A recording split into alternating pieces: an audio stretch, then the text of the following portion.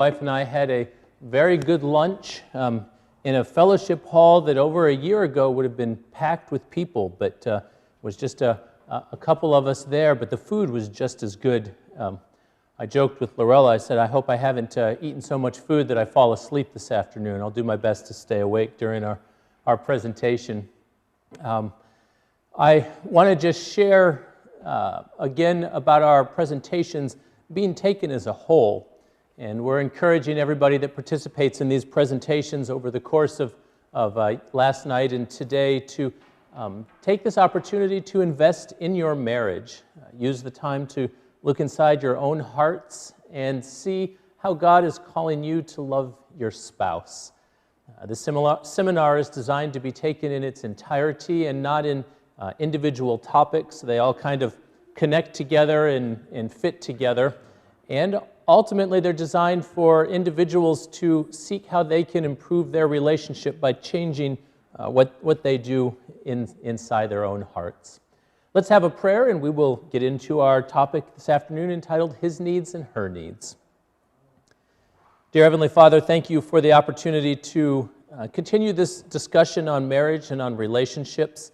And I ask that as Laurella and I have been blessed by this material, others will be blessed by it as well. Help our minds to be open to your leading as we seek to be the best spouse or partner or friend that we can be. I pray this in Jesus' name. Amen. Time magazine famously ran a cover almost 2 decades ago, and the title on the top of the magazine was Men and Women Are Different. And I laughed when I read that. I thought, boy, somebody really had to think hard about this headline. Men and women are different because God made us different. We have unique features and abilities and gifts and traits.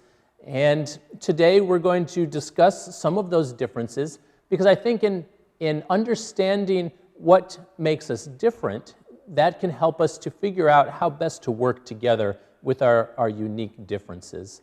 So we're going to spend a few minutes and discuss those differences and then discuss how we can work together. As we know, people are different, and we often celebrate those differences. And so it's not a shock that men and women are different, but when it comes to those differences, sometimes we forget to celebrate them, and they come as a source of contention sometimes in relationships. Our hope today is that we can begin to celebrate our differences as men and women in our marriages. And we want to take a look at our needs as men and women in a new light maybe today. Just as a side note, we'll be talking in generalities, and so most men or most women find themselves in these categories. But if you find yourself on the opposite list, that's okay. We're all unique, and God made us unique ways. So this is just generalities, so it's okay if you see yourself on the other list. We're going to spend a few minutes. I find this humorous, looking at differences between men and women. So we're going to go through a few humorous scenarios that we've run across that illustrate those differences. Some of them are somewhat absurd, but this first one, we were at a marriage seminar, and the presenter used this picture, and he started out by saying, a breakthrough handbook has been created for men, and this handbook is entitled How to Understand a Woman. And here is the first volume of this breakthrough handbook for men about how to understand women, and I've never seen a book quite that big. The follow-up of that, I guess I'll let Laurella share with you. Don't worry, they've also published one for men, for women to understand men. This one is you can see the tweezers there holding that book.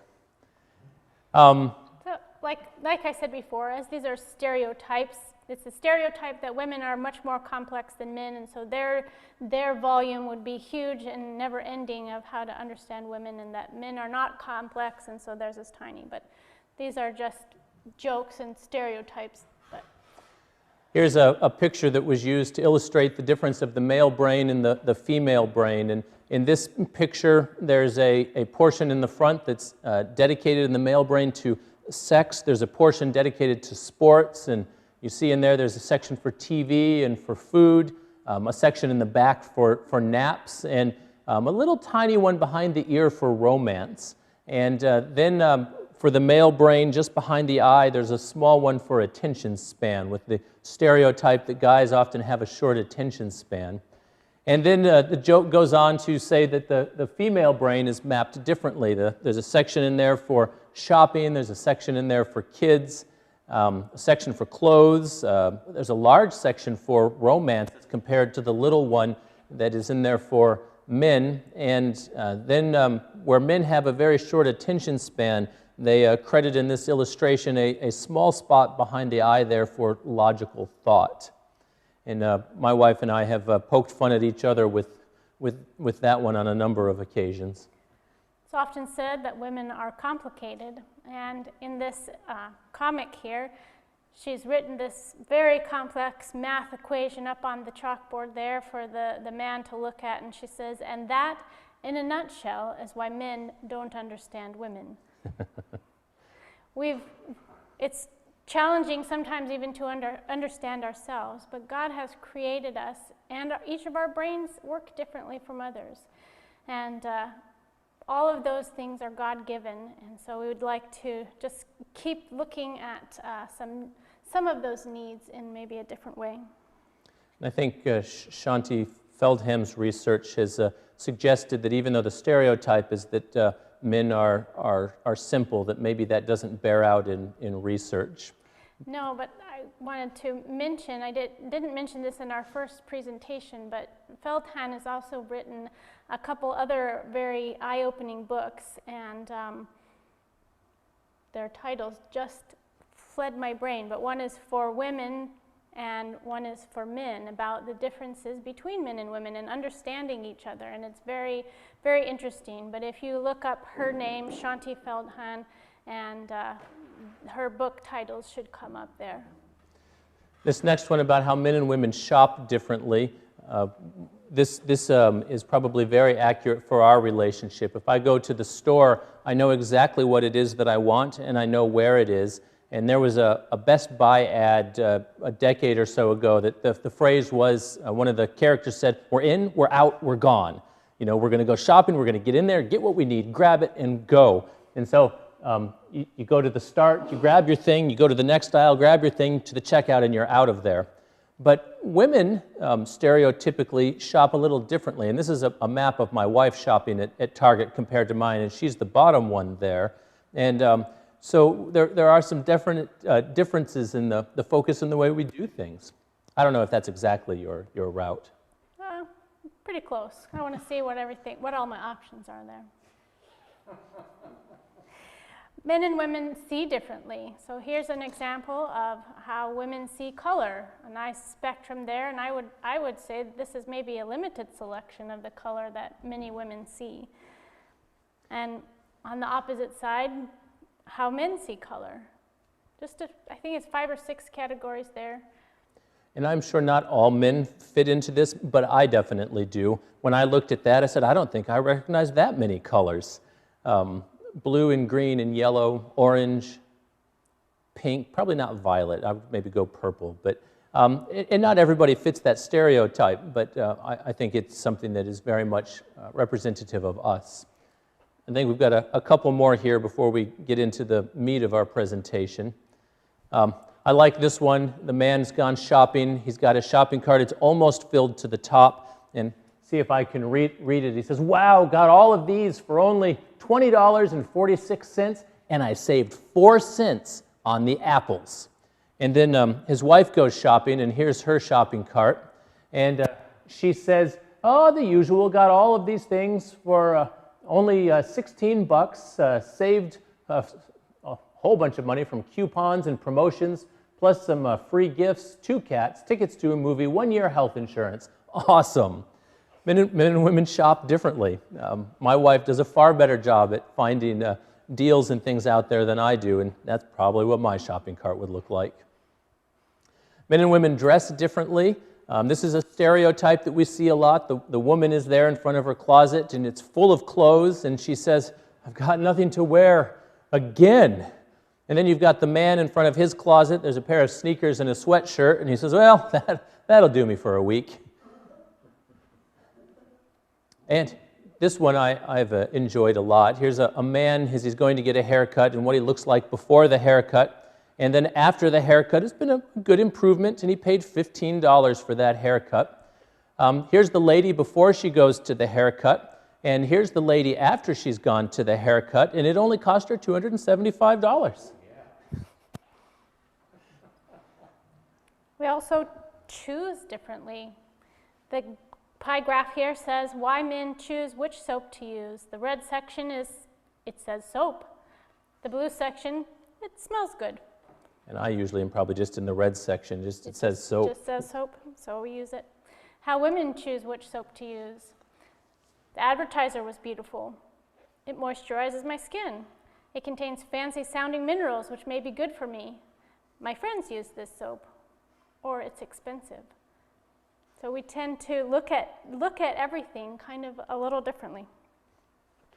Men and women shower differently. This is inside of the stereotypical woman shower. It looks like there's 1, 2, 3, 4, 5, 6, 7, 8, 9, 10, 11, 12, 13, 14 bottles of stuff there, and some scrubbies and washcloths. And then you take a peek in the stereotypical man shower, and you've got a bottle of 3-in-1. It's soap, shampoo, and conditioner, Tim. Got it all in one, or shower gel. No brush, apparently. All right, we've talked a little bit about differences just in a humorous way, but we're going to dig into some of the meat of our presentation today about differences that are very real for men and women and how that impacts our relationships. We're going to talk this afternoon about the book entitled His Needs, Her Needs, and it was written by Dr. Willard Harley, and we talked about him in a previous session, but he founded the I don't know if you call it a company, but the business Marriage Builders, and has done a lot of work with couples over the years. And we talked in our first presentation about his idea of the love bank, making deposits or withdrawals from your spouse's love bank. And this book is kind of an expansion on that idea. What ways can we make those deposits into our spouse's love bank? And over time, like I said, he's done years of research, and he interviewed many couples on how their love banks were best filled. And as he went through the results, some common themes came to the surface. And he identified through this research the 10 most important emotional needs that men and women have. So that's what we're going to be discussing this afternoon. So we want to define an emotional need. It's a craving that, when satisfied, makes us feel happy and fulfilled, and when unsatisfied, makes us feel unhappy and frustrated. And not all emotional needs are created equal. They all, when fulfilled, make us feel good, but he brought out that there are some that are the top or the most important emotional needs. Some are deeply fulfilling, and those are the ones he calls the most important emotional needs. Now, as we've said, and we know, men and women are different, so it's no surprise that our emotional needs are going to be different. And when we can learn to identify our spouse's most important need, then and work towards meeting them, it can make a big difference in a marriage. And we've been married for 21 years, a little more than 21 years, and I'm still amazed at what I'm learning about my husband and his needs and how I can meet them. Before we dive into this list, we've said this before, but I want to reiterate it if there's new people that have joined us. The material we're sharing is intended to give you tools and insights of how you can be a better spouse. It's not designed, again, to give you ammunition to say, you should be doing this for me, but looking to what you can do for your spouse. So we encourage you to pay attention to maybe those things that your spouse has picked up on and say, yeah, that's really a need that I have, and then work towards meeting that need. So let's get started. Here's the list that Dr. Harley has identified. Love and affection, respect and admiration, intimate conversation, sexual fulfillment, honesty and openness, physical attractiveness, financial support, recreational companionship, family commitment, and domestic support. Now, Dr. Harley has put them in the list as her needs and his needs, but like I said at the beginning, you may see some of these on the other side that really speak to you, that would fulfill a need that you have. And that's perfectly fine. We're all unique, so don't worry if you see it on the other side list.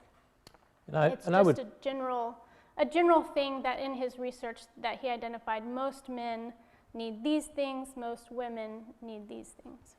And I would interject here, as we go through the presentation, she's going to be talking about the list on the her side, and I'm going to be doing the one on the his side. But even for us, on his needs, the one for recreational companionship probably is stronger for my wife than it is for me. And we've not talked about it a lot, but the one on her list for intimate conversation, that might be something that's higher on my list than it is for her. We can arm wrestle about it later and see.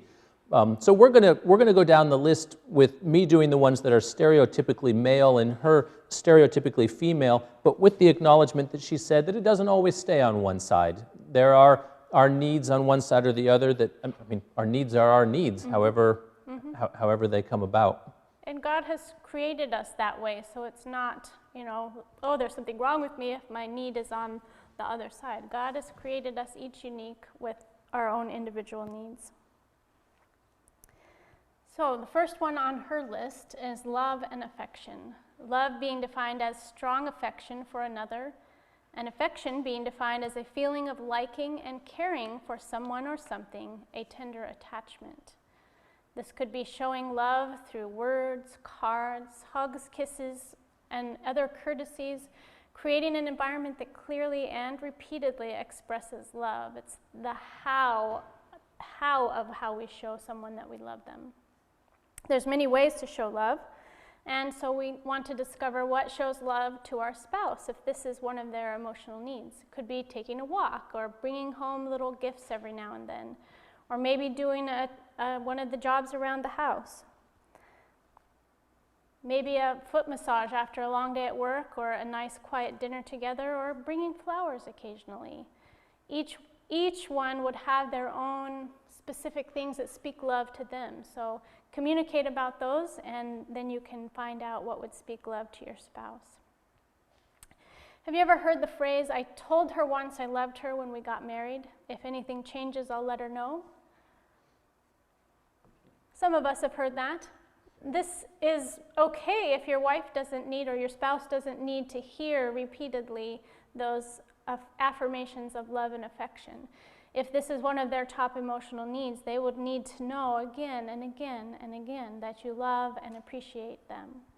So just those regular expressions of love for someone whose need this is. And I think there's a level of security in the relationship that comes from having this need met. And in the research, for most women, as I understand it, this is one of their top needs, is to know that they're loved.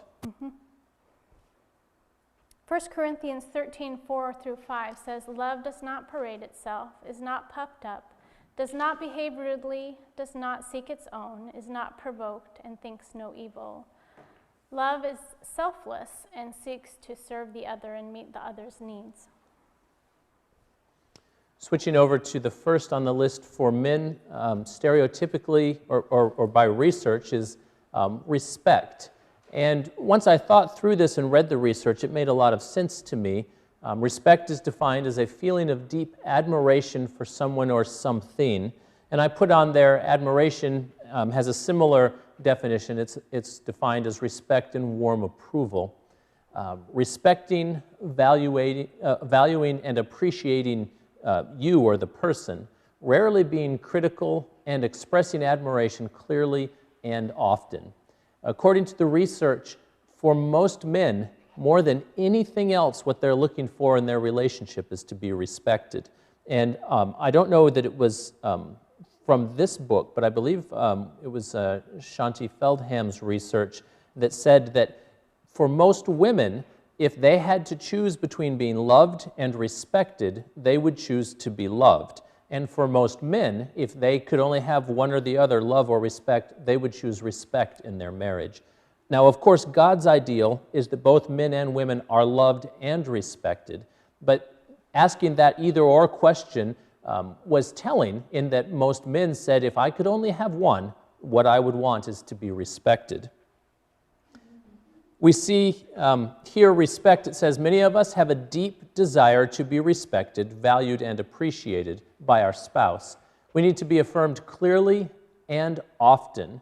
There's nothing wrong with feeling this way. This is the way that God has created us. He created us to be respected. He created us to be loved as well. These are not selfish needs or desires. It's part of who God made us to be. I know of a husband who was in a relationship that was not a healthy one, and his wife actually withheld respect as a tool of control over him. And he would work all week to clean the house in addition to his job and make meals and everything, just hoping for that one word of appreciation or respect from his wife. And she could give him just one little tiny word, and he would be fulfilled for days to come after that. I certainly don't recommend that as a good marital practice, but it shows to me as I interacted with him, it shows how meaningful being respected is. If just one little bit of respect could keep him going. Respect, again, your spouse may have the power to build you up or to deplete his or her account in your love bank with just a few words of affirmation or criticism. If you are affected that easily, be sure to add admiration to your list of emotional needs. I know for me, respect is a high one on my list, and I have in my notes, and I remember, I don't know if I was having a bad day or not, but I was getting ready to go out to work, and my wife came and gave me a hug, and I don't know if she patted my back or patted me on the chest and said, "Go out and conquer the world." And all of a sudden, I stood up a little bit straighter. My wife believed in me, and if I'd had a Superman cape or something, I could have flung it over my back. But it was just that thought that my wife believes in me, that and I don't even know that I had anything especially important to do that day, but just go out and do it. You can do it. Go out and conquer the world. And so the power that can come with just a word or a phrase. And the reverse of that is true. A lot of damage can be done by withholding that show of respect. Here we have a couple that we've seen earlier. Do you remember their names? Earl and Opal. Earl and Opal, okay. Opal is saying, "You could be a little more helpful around the house, you know, Earl." And Earl responds, "What are you talking about? Who cleaned the toilet without being asked?" And then Opal responded, "That's right, and then you kept mentioning it every day for a week." And Earl says, "Well, sometimes you have to toot your own horn around here, or it never gets tooted." And Earl is saying, you know, I would like some appreciation, and studies have shown that had Earl gotten some appreciation for that, maybe instead of just doing the toilet, he might add the counter next time. And if he got some appreciation for that, maybe he'd, I don't want to push it too far, mop the floor? But when we look at affirmation and respect, there are things that it can snowball. It can have positive effects on relationships. Shanti Feldham says this quote here, "What I love you says to a woman, thank you says to a man." And again, following the stereotypes in the research, you can see the shift there. If a woman really values being told she's loved, a lot of men really value being told thanks or appreciated, respected for what they're doing. Ephesians 5:33 says, "So again I say, each man must love his wife as he loves himself, and the wife must respect her husband." And so we see in Scripture these two concepts. I was actually very intrigued to find this verse, that in Scripture, the Apostle Paul is writing saying, women need to be loved. Not that men don't, men do as well, but this is a strong need for women, and husbands are benefit from respect. Now, I suppose I could take a moment here to interject. Could a verse like this be misused or even be taken out of context? Definitely, it has been, and many times only applying half of it and ignoring the other half. Some may demand respect without applying the first part of loving the spouse, to have both parts. This verse is not a permission for abuse. It's not saying you have to lay down and be that doormat, but it's in a mutual relationship where both are trying to meet the other's needs. The husband will love the wife, and the wife will in turn respect the husband. It's a two-way thing, not to be taken only half.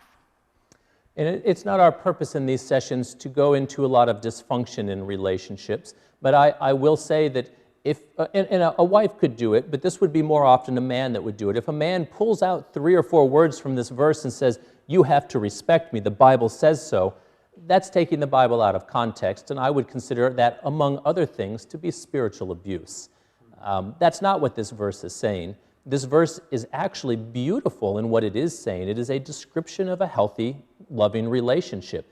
It's saying, husbands, love your wives. Wives, respect your husbands. And in the confine of a healthy marriage relationship, it's beautiful.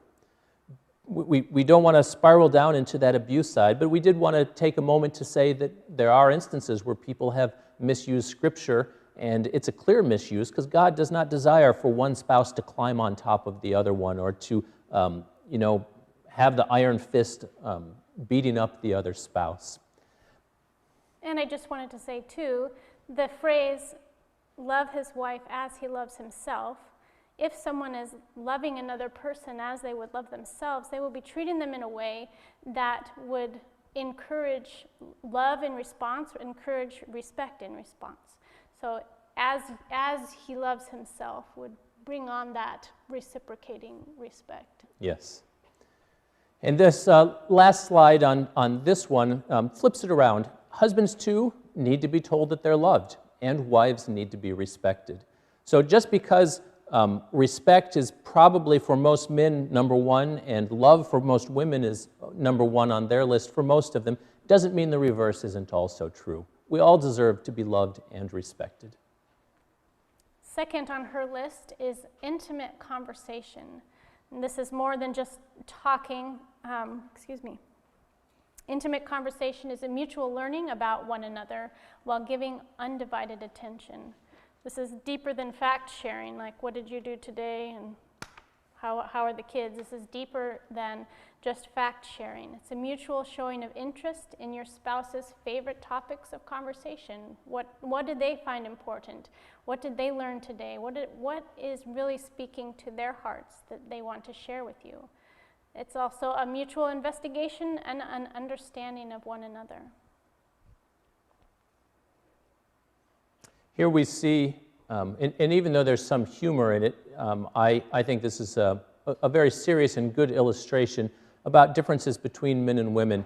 It says on the screen how guys tell stories. And for a lot of guys, there's a beginning, and there's a middle, and there's an end, and those don't have to be particularly long. It's just kind of a straight line. It's very simple and to the point in many instances. And women tell stories a similar way. We have an intro, a middle, and the end, but the middle particularly is usually filled with a lot more detail about feelings and emotions and reactions to what took place and thinking and plans and projections for the future, what will happen because of all of this.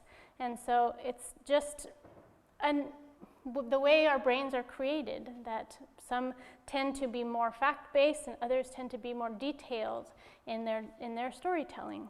The stereotype with this, and I've seen it in practice in real life, is as a man, if I'm out with one of my friends and he tells me, "Oh, my wife just had a baby," I will then go home and tell my wife, "So-and-so just had a baby," and she'll ask me, "Well, what was their name?" "Well, I don't know." Well, how long were they? "Well, I don't know." "What did they weigh? What time were they born?" "Well, I don't know. I just know they had a baby."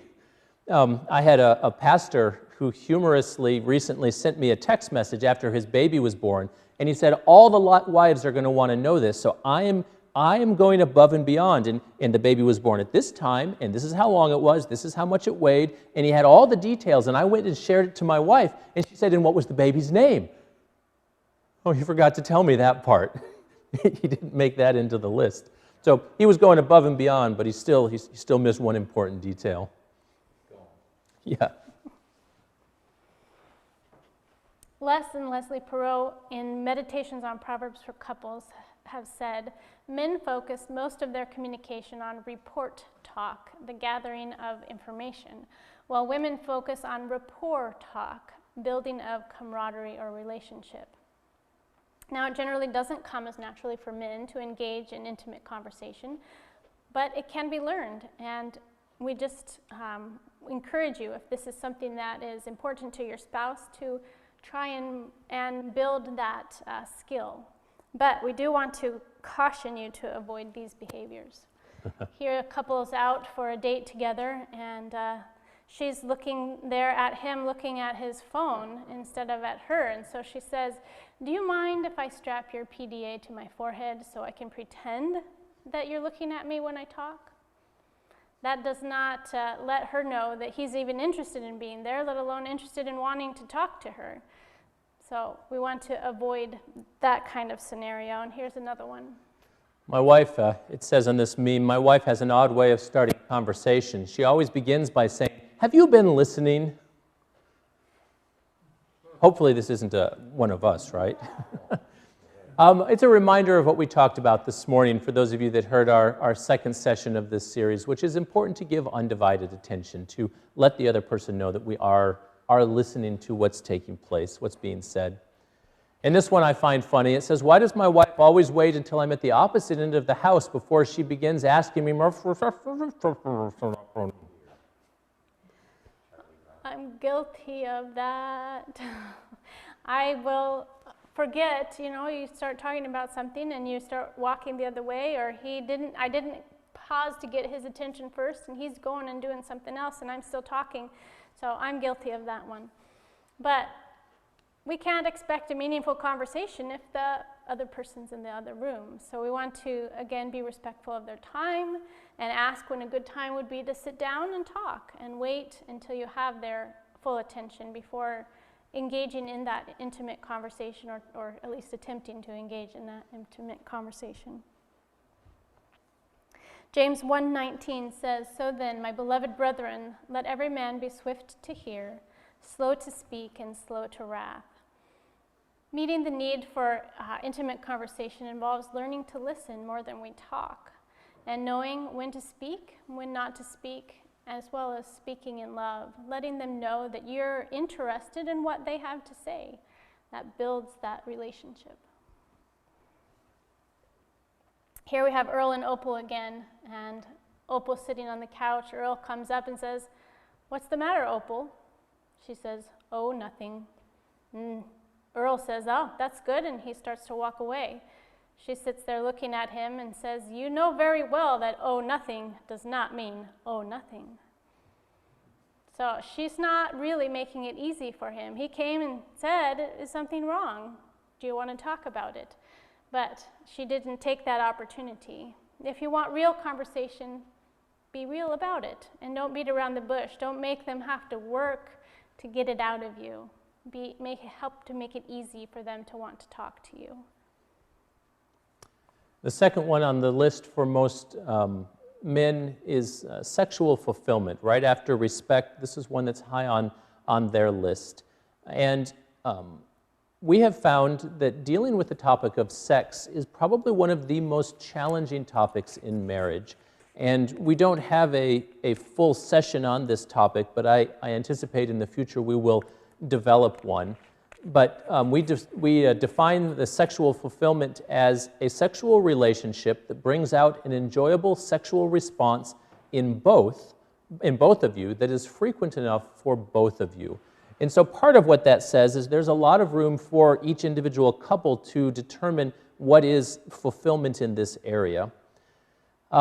We're always looking for ways, or we should always be looking for ways that we can love our spouses or love our spouses better. Again, we're not looking for ammunition in areas that we can beat up our spouses. In talking with this topic, we have, I guess it's generic enough that it's our understanding that this is valuable for people that are in a semi-healthy relationship. There's a lot of sexual dysfunctions that exist out there that can't be fixed simply by reading a book or attending a marriage seminar.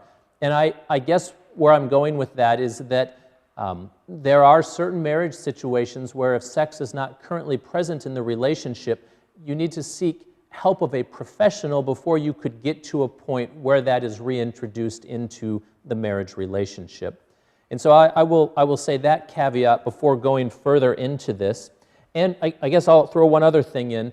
Oftentimes this is seen as a high on the list for males, and that is statistically true, but as I have done counseling, I have found more and more females that have a higher need for sexual interaction with their spouse than the male in the relationship does. Now, it's certainly still not the majority, but it's probably, in the counseling I've done, I would say maybe 15 or 20% of the counseling I've done, the female actually has this as a higher need in the marriage than what the male does. Dr. Harley has this quote. It says, "Overcome your sexual ignorance, communicate your sexual understanding to each other." And that may, using the word ignorance, might sound a little bit strong there, but I think the intent of this quote is in essence that not talking about it isn't going to fix anything. In order to figure out how to work through any differences that you might have in this topic, you've got to talk about it. Most relationships, the husband and wife have the tools they need where they can start that conversation. For some greater dysfunctions in this area, you need a third party that can help you work through these. Hollywood makes sex seem like it's easy, but even though it is God-given, God-created, and can be very rewarding, it comes with its own challenges. Communication is the key in this, whether you're talking about mental issues, physical issues, things that you like or dislike in this topic. We have a comic here. Baxter's in bed with his wife, and his wife says, "Don't be ridiculous, Baxter. You know I just got my hair done last week." Baxter is trying to figure out how to communicate to his wife that he's interested in having his sexual need met with her. And I think she probably could have responded better. Maybe he also needs to work on how he expresses his needs and desires to her. I want to talk about some of the uniqueness of this topic, and then we'll wrap this topic up. But there is a unique ethical issue with sexual relations in marriage for Seventh-day Adventist Christians. When you're married, you and your spouse promise to be faithful to each other for life. You agree to meet each other's, or to be each other's only sexual partner. You made this commitment because you trusted that each other would meet their sexual needs and be sexually available and responsive to each other. This emotional need for sex, then, is a very exclusive emotional need. If you have this need, you will be very dependent on your spouse for it because you have no other ethical choice. And what I mean by that is society says there's all kinds of choices. If you have sexual needs, you can go to the internet, there's pornography, there's magazines, get a girlfriend on the side. I mean, society says there's lots of options. But as Seventh-day Adventist Christians, we see that God's ideal for this is that the sexual relationship be between a man and a woman that are married to each other.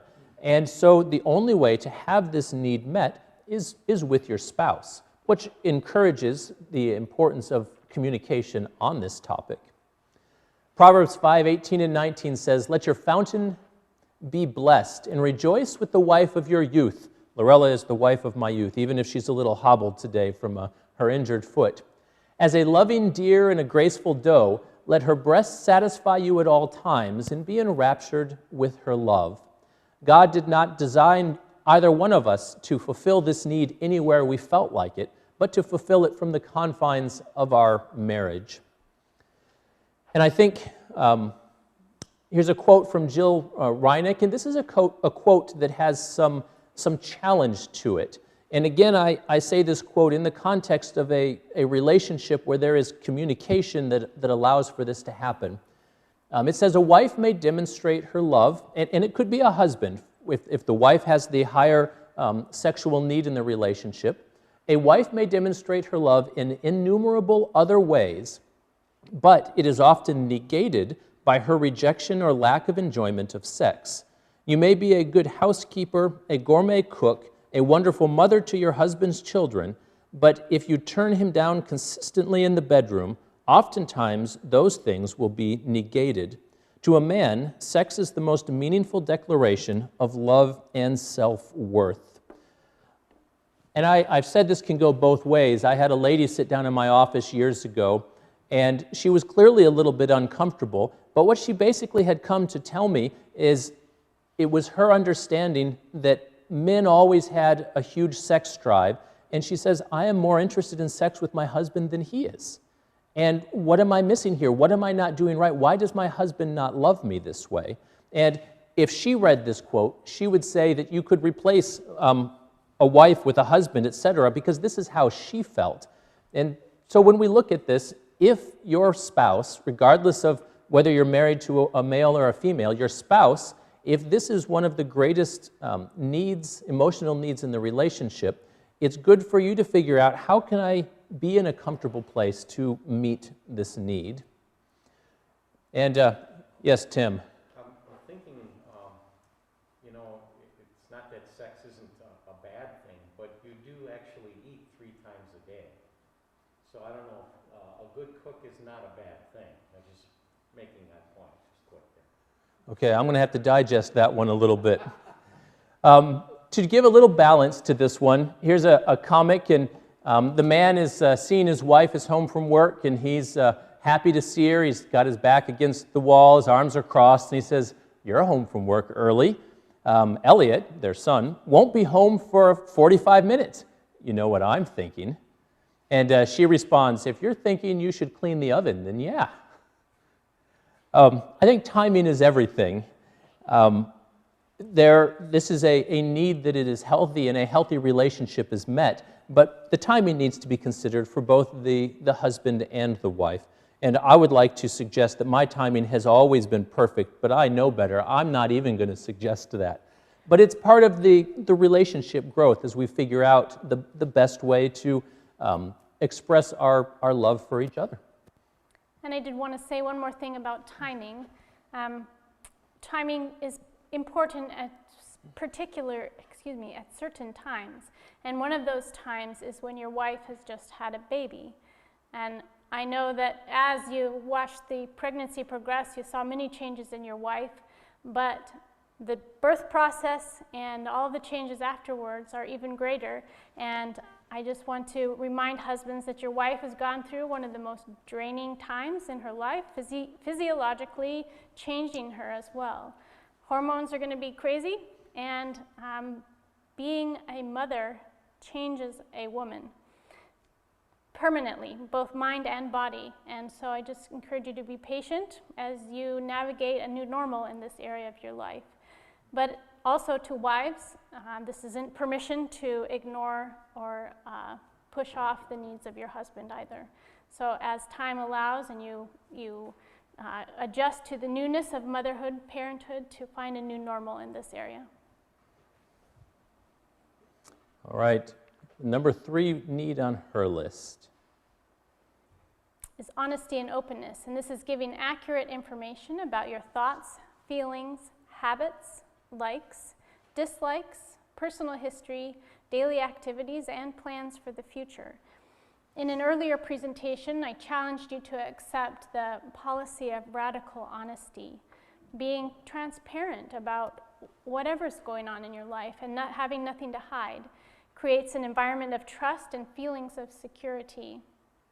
And it allows you to grow together as you can trust one another, and you know that you're moving in the same direction and not separately. And I just want to mention, I don't know if you use these apps on your phones, but we have shared apps for location, like a Find My Friends app kind of thing, so I can know where he is all the time. We also have a shared calendar, so I see all of his appointments, when they are, who he's meeting with. And we don't do this so that we can spy on each other or because we don't trust each other, but it's just we want that openness between the two of us, that you are welcome to know whatever's going on in my life, and I'm not trying to hide anything from you. So that's what we're trying to. And I'll interject there. I remember when we first turned on the Find My Friends app, I think the first thought that went through my head is, what if ever I don't want somebody to know where I'm at? And then I said, well, this is my wife. Where would I ever go that I wouldn't want her to know? And then the next thought was, I really should turn it on because I want to make sure that I have this as part of our life, that I have that total openness with her, so that she knows where I'm at and what I'm doing. And it helps us to keep that trust, that I don't have to wonder, I thought he was going to be home at 4 o'clock or 6 o'clock, and he's not here. What's he doing? You know, I don't have to even have those thoughts because he has provided me with information about where he is and who he's with, and so I don't have to have those wonders. We don't have a topic in our sessions currently about pornography, but I'll just take a quick comment about that. Pornography is an insidious virus in society right now, and I have heard and seen huge disasters take place in marriages because of pornography use.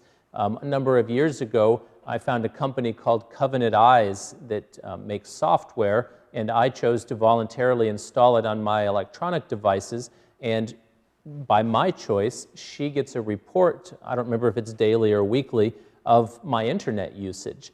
And my thought was, that's not a trap I want to fall in, and if I know my wife is getting a report on a regular basis of what I'm doing, that's pretty high motivation to make sure I stay where I'm supposed to stay and not go where I'm not supposed to go. I don't get any money from Covenant Eyes, but I highly recommend the software. We're using it now that my son is, I've been using it for a few years now that my son is starting to navigate through computers and things. And so I throw that again as far as, openness and honesty, not wanting to have anything to hide. Mm-hmm. And that does two things for me. It lets me know that he wants to be faithful and not fall into that trap. And it also lets me see that he's willing to have me be a partner with him in helping that. So, two things for me. Ephesians 4:25 says, therefore, put away lying, each one of you speak truth with his neighbor, for we are members of one another. And I think I had mentioned this before, dishonesty hurts both of you in the relationship. It removes the trust and brings in doubt. And I think before, as what I mentioned, it also hurts our relationship with God when we are not honest with each other or with him. But again, we have some cautions here. We don't want to follow these examples. Here, a husband and wife are out shopping. The wife's trying on some jeans, and she says, be honest, do these jeans make my booty look huge? He says, no, not at all, sweetie. The jeans don't have anything to do with it. It's all that dairy you eat every day. And then at the bottom they say, and the Quit While You're Ahead award goes to this guy. So he took it a little further.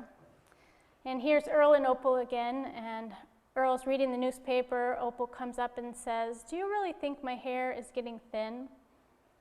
Earl responds, I think your hair is fine.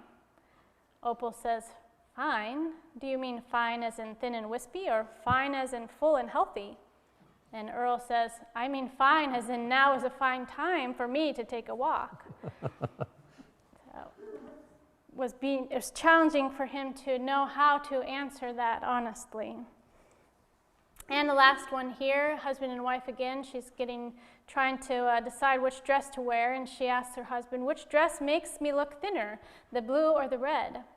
And he says, this is a setup. And she says, that's not true. I want your opinion. Fine, blue, he says.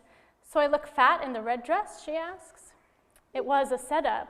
She was making it hard for him to want to be honest with her because from past experience, he knew that she would be posing this question as a setup. So make being honest a safe place for your spouse. Number 3, for many guys, but the more I've read, there are a lot of ladies that see this one as important as well, as physical attractiveness. And this is defined as keeping physically fit with diet and exercise, wearing hair and clothing in a way that he or she finds attractive and tasteful. A little bit of context for this says the question you should ask is, what need, when met, deposits the most love units? If it's physical attractiveness, it should not be ignored. For many, the need for physical attractiveness not only helps create a relationship, but it continues on throughout marriage, and love units are deposited whenever the spouse is seen, if he or she is physically attractive. Now, this is a challenging one for some because it makes people feel like they have to look like Arnold Schwarzenegger or some sort of a supermodel in order to fulfill this physical need.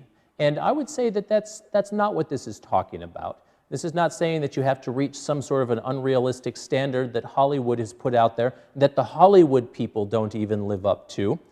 I don't know if you've ever seen what they can do with airbrushing, but the people that look like that don't even look like that. And photoshopping. And photoshopping, airbrush photoshopping.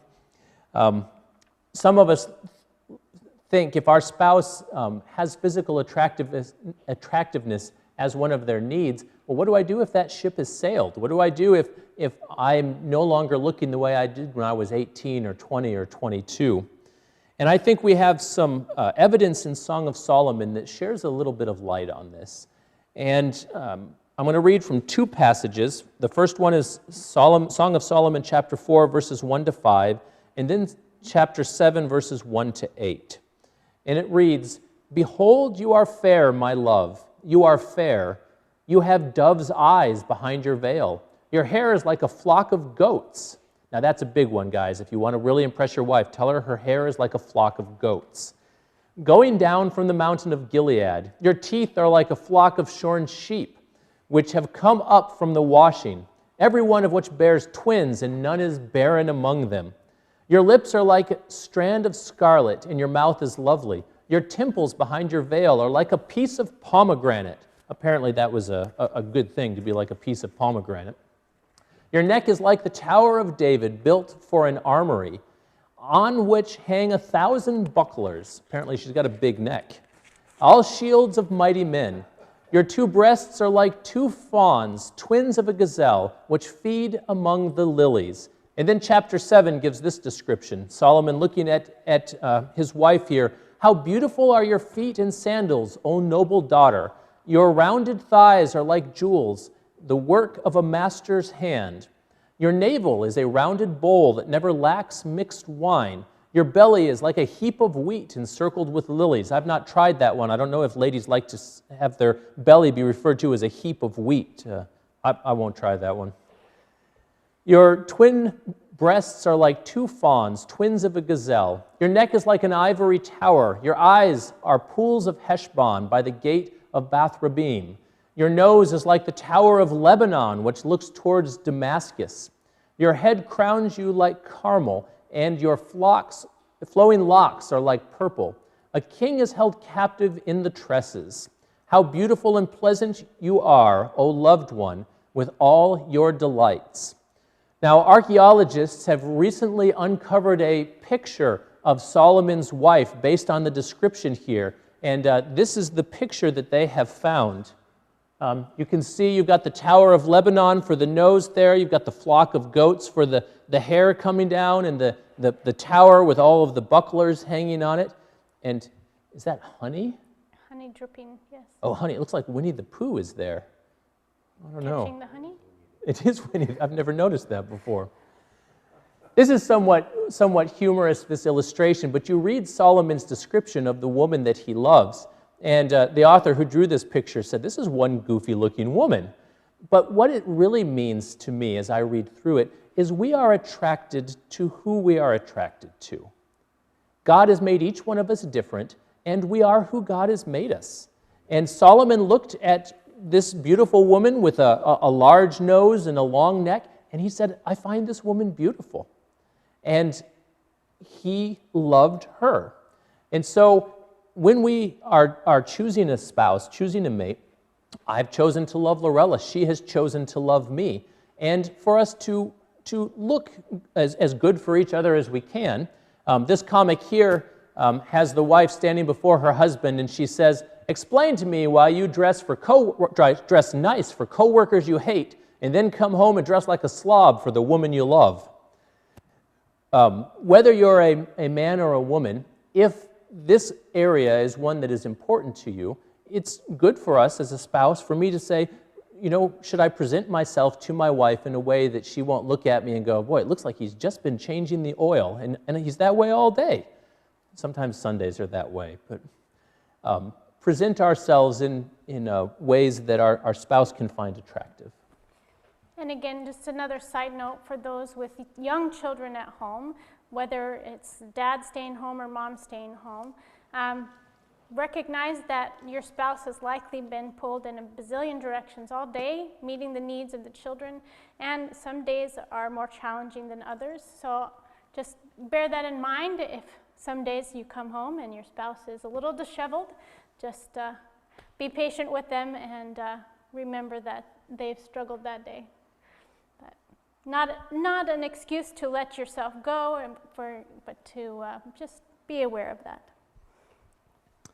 Fourth on her list is financial support. And this is providing enough financial resources for the desired standard of living. And this enables there to be a sense of security, of not having to worry about what's going to happen. Are we going to be able to make it this month? Do I have to not buy this bit of groceries that I need because we don't have enough money? So it just creates that sense of security.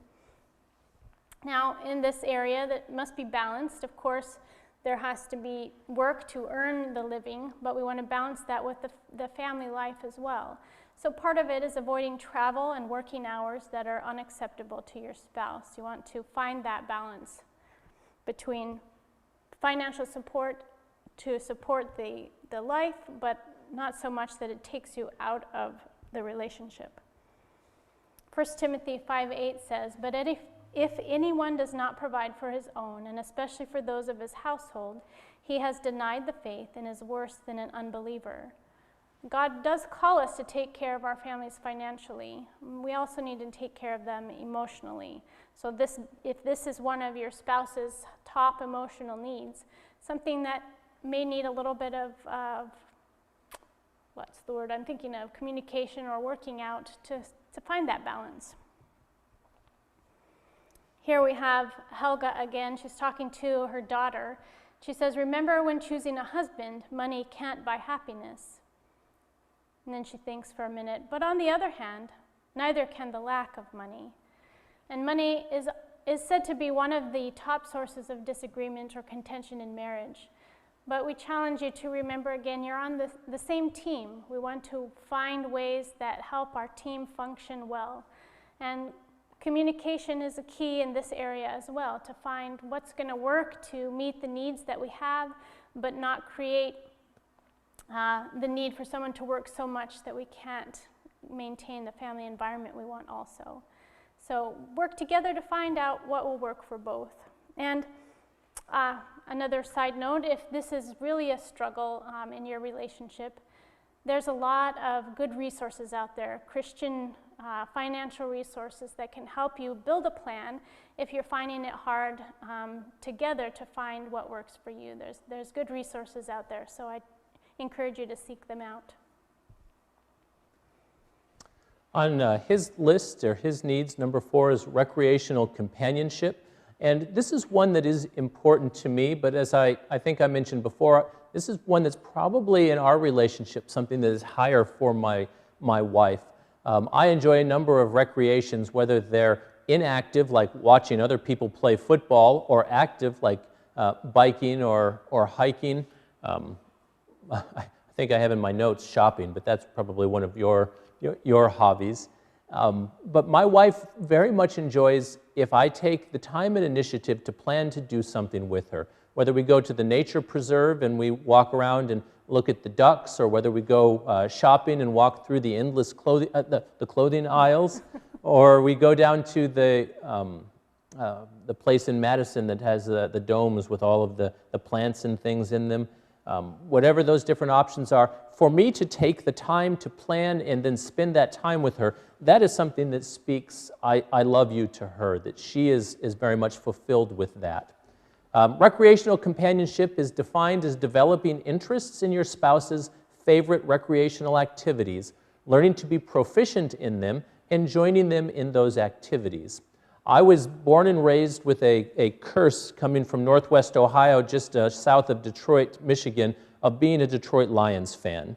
Now, if I tell people in Wisconsin that I'm a Bears fan, they kind of look at me sideways. Or if I tell them I'm a Vikings fan, they shake their finger at me. I tell them I'm a Lions fan, and they go, oh, I'm so sorry. I taught my wife about football when we got married. We were living in Green Bay at the time, and she would watch Lions games with me. And then one day I heard a church member ask, what football team do you root for? And she said, she didn't say the Lions. She said, oh, I'm a Packers fan. But she did give of her time to watch football with me and to learn about it, because that was something that I was interested in. And that's an example of engaging in a recreational activity that is important to your spouse. One of the easiest ways to deposit love units for a couple is for a couple to be together when they are engaged in some of their favorite recreational activities. That's usually what we do, or what they do, when they fall in love before marriage. Spend most of their leisure time with each other, and it works very well. If you want someone to fall in love with you, be with them when they are having some of the most fun. I know that when we were dating, I was interested in Laurella, and so I would magically show up wherever she was at. When a class would get out, or when she was done with lunch, or when she was leaving the dorm in the morning, I kind of figured out her schedule, and I was there. And we started doing things together. And when you spend time meaningfully doing meaningful things together, that can build love. And probably one danger that's built in with recreational activities is, if I have things that I really love doing that my wife chooses not to be involved with, she is then letting me go and do that which I get the most enjoyment out of, separate from her. And the greater danger with this comes in if I were to do, or anybody were to do, those activities with a member of the opposite sex. Then all of a sudden, I am enjoying an activity that is meaningful to me with somebody besides my wife. And those are things that can be steps in a direction that causes separation. So there is great benefit as a married couple in finding some things that you can do together that are meaningful. It doesn't have to be everything, and we certainly don't do everything together, but we try and do a lot of things that are meaningful together. Fifth and last on the list of her needs is family commitment. And this is the active participation in the development of values and goals for the family, as well as sharing in the moral and educational development of your children. This is intentionally building that family environment, the family togetherness, doing life together, taking vacations together, planning game nights or other activities together. But it's more than just doing things together. It's being there emotionally, investing in what is going on in the family. And part of that is putting the necessary amount of time into that relationship or those activities. And not just physically participating, but active involvement. And the second part there, sharing in the moral and educational development of your children. If you do have children, that adds another level to this need, if this is one of your spouse's needs. They don't want all of the education or the raising of the children to be just them. They are seeking that active involvement from you to be part of that process in the family. So that's both of those, participating in, but also sharing in how the children are raised. There's a card here that was turned in during a marriage retreat, and it says, "My husband has a mistress, and I don't know how to compete for his love. He says he loves me, but I need more of his time. His mistress is work." So here the wife is having the emotional need for her husband to be more part of her life, the family life. But he works so much that he's not part of what's going on in the family. And she's trying to figure out, how do I let him know that I need him to be part of our family unit in a more meaningful way. So to fulfill the emotional need of family commitment, we can't let work or other commitments that we make to get in the way or take the best away from our family. One way to help with that is to create a time formula for time together with your family. And so here the recommendation is to spend 30 minutes each day together, one night each week together, one day each month together, and one weekend each quarter together. And in order for it to be able to work, you probably will have to schedule it, put it on the calendar, mark out that family game night on the calendar. Say, you know, nothing else is going to happen here because this is our family game night time. Or if you take a date with your spouse, you know, mark out that time on the calendar so that nothing else can take that spot.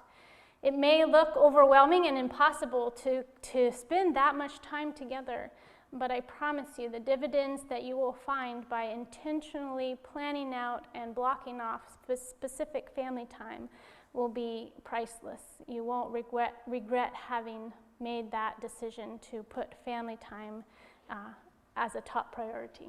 Mm-hmm. I guess you have one more here.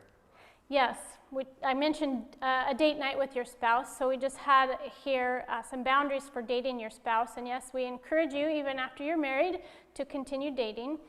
And we want to encourage you to follow these boundaries here. First, no problem discussions, no money discussions, no errands, and limit shopping.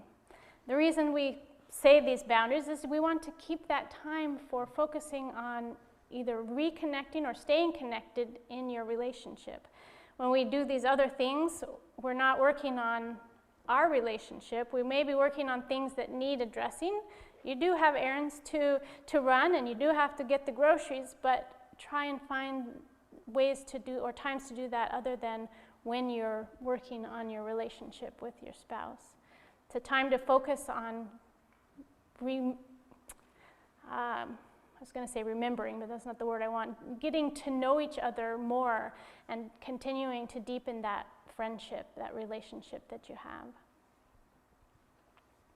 The last one on his list, and I think this one has actually changed a lot since the research has been done, but is domestic support. I think this is something that is valuable to men, but as the roles have changed, and we talked about this during the Sabbath school time this morning, I think that a lot of women appreciate domestic support as much as men do, as roles have shifted. But domestic support is defined as creation of a home environment for you that offers a refuge from the stresses of life, managing the home and the care of the children. We talked this morning about a friend of ours who had a full-time job, and his wife stayed at home, and she cooked and cleaned and took care of the kids. And after about 8 years, they switched, and he went home and he took care of the kids, and he cooked and he cleaned, and she went to work full-time. And I think both of them would say domestic support was very important to them, to have somebody keeping the home fires burning, so to speak. And for a lot of people, they look at their home a little bit like Snoopy. My home is my castle. It is my place to go for refuge. As the world around me is crazy, when I come home, this is a place where I can relax, I can put my feet up and not have to deal with all of the pressures of the world around me. Here's a man that's coming home from work, and he says, there's nothing like coming home at the end of a long day. And then he opens the door, and all of the sounds come out. Wah, stop it, make me, Mom! And he closes the door and says, to make the office seem like a sanctuary. Do not turn that hose on your sister, somebody says. And a lot of people, when they're looking for domestic support or support, they're wanting to find at home that place of peace and of rest. I think whether it's the mom or dad who is staying at home, they're also looking forward to their spouse coming home to provide some domestic support on that end as well. So definitely, I see this as something that goes both ways. The mother here is this Helga says, "They say behind every successful man, there's a woman." And then in the next screen, she says, "Working 24 hours a day to make him successful." Domestic support, regardless of who is the one that primarily takes care of the household responsibilities, is not a code word for slave labor. As we talked about earlier today, we're looking for an agreed upon balance in the way that the household duties are shared.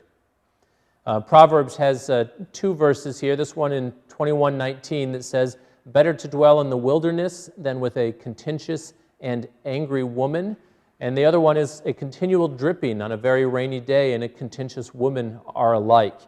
Solomon wrote, I imagine if Solomon's wife had been writing this, she might have used the other words. But the idea is there, either direction you go, that contentiousness, and we talked about this at church, is not something that makes for a pleasant home experience. Before you move on, I just want to mention, I don't know where I heard this bit of advice, but it's been very impactful for me. And the advice I was given was, give your spouse reasons to want to come home, not reasons to want to stay away. And that, it has just always stuck in my mind. Make their coming home be something they look forward to and not something they push off and wait as long as possible to come home. I found this humorous. Somebody made this up and said, a marriage tip: your wife won't start an argument with you if you're cleaning. And then my wife and I joked, well, it depends if you're doing it wrong or not.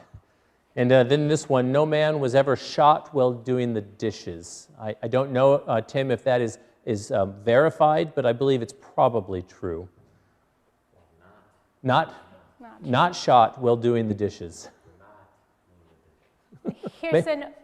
Maybe shot for not doing the dishes. Here's an overview of the top 10 most important emotional needs that Dr. Dr. Harley identified in his book. And you should have them in your handout, so I'm not going to read them, but just an overview there. I'm going to go through the homework section here, and then we're going to take a short break before we do our final session of this weekend event. This would be homework that we would encourage you to do on your own when you've got time with no kids or other people around. And it's to look through these 10 emotional needs and try and find which of those 10 needs, which 5 are your top 5. And like we said, probably you won't pull all 5. If you're a husband, you probably won't get all 5 from the male side, but you might. You may get some from each side. And then once you have chosen the 5, rank those 5 as to which one is the most important, which one's the second most, and so on. And then take a moment to share them with your spouse and say, as I looked at this information, these are the ones that seem to be most meaningful to me. And I think as you look at what your spouse shares with you, it should be insightful to you to see what their number 1 and number 2, especially emotional needs are.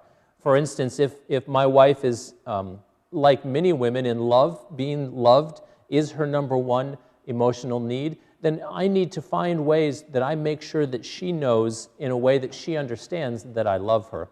If recreational companionship is her number 2, then I need to be intentional about organizing or orchestrating recreational activities that we can do together. It says at the bottom, agree to meet your spouse's emotional needs, that the 2 of you say, we want to be intentional about this. We want to find ways to move forward in our marriage expressing love to each other. Philippians chapter 2, verses 3 and 4 says, don't act out of selfish ambition or be conceited. Instead, humbly think of others as being better than yourselves. Don't be concerned only about your own interests, but also be concerned about the interests of others. The purpose of this session is not for you to walk out the door so you can go to your spouse and say, you need to do this better, you need to do this better, and then I'll feel loved. But rather for you to be introspective and say, how does my wife feel loved? How does my husband feel loved? And what things can I do to share more love with them? Again, not acting out of selfish ambition, not what can I get, but what can I give. I'd like to have a prayer to close this session. Did you have anything you wanted to add before I pray? All right, well, let's pray, and then we will take a short break and get into our final session. Dear Heavenly Father, I thank you for the opportunity to discuss needs. Each spouse in every relationship has needs, and probably no two people are exactly the same. I ask that as we look at our relationship and we look at our spouse, that you would give us wisdom to know how to best share love with our spouse in a way that they will see it and understand it as the love we intend it to be. Thank you for creating us differently, and thank you for allowing us to go on a journey where we can seek to learn those differences and to build on those differences. I pray this all in Jesus' name. Amen. We will take about probably an 8 or 9 minute break, and then we'll start before 3:30. Probably at 3:25 we'll start our final session. Thank you.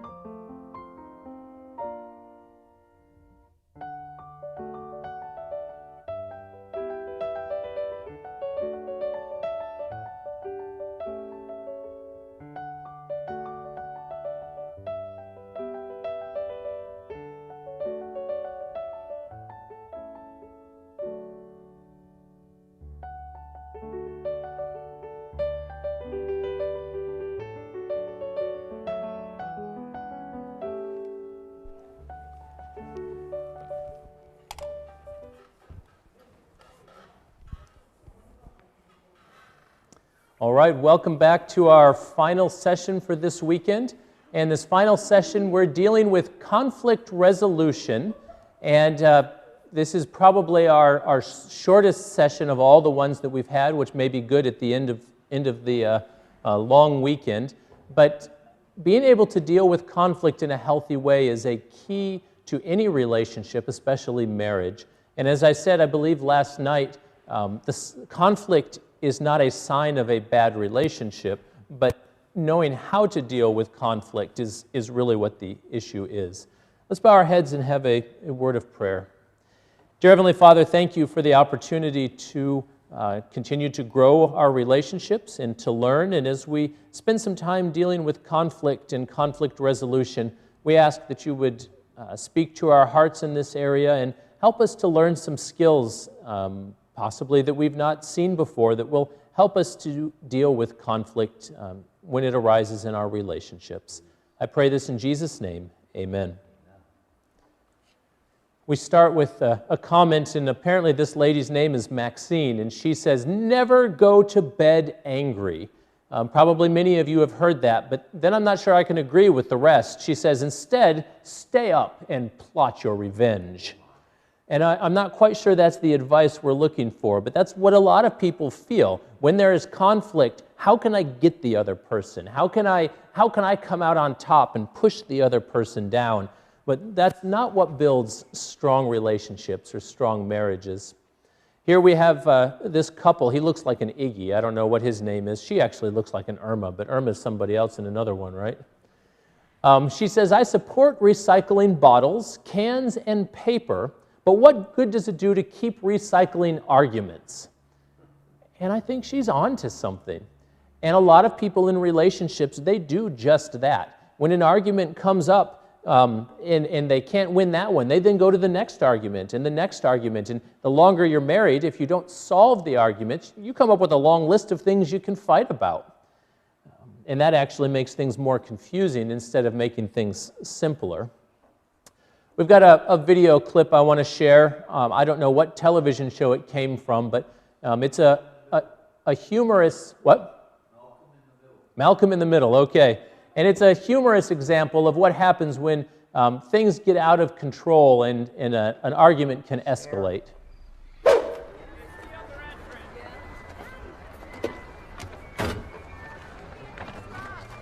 Excuse me. I know you didn't think anyone would catch you, but you just slammed your door into my car. The least you can do is say you're sorry, lady. You don't have to take that tone. It's not like I'm hurting your resale value.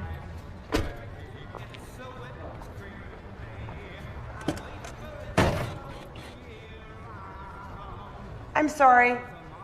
See? Like that.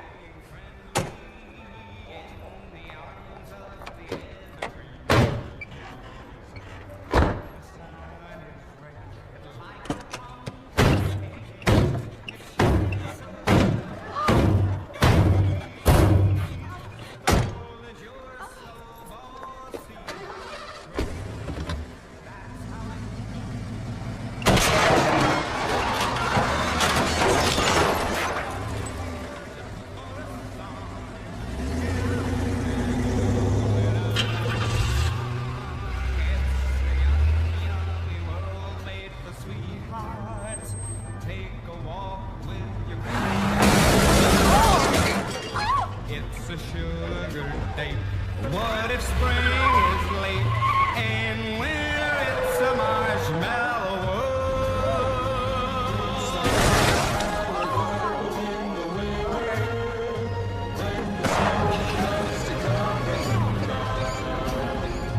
It's the time for play.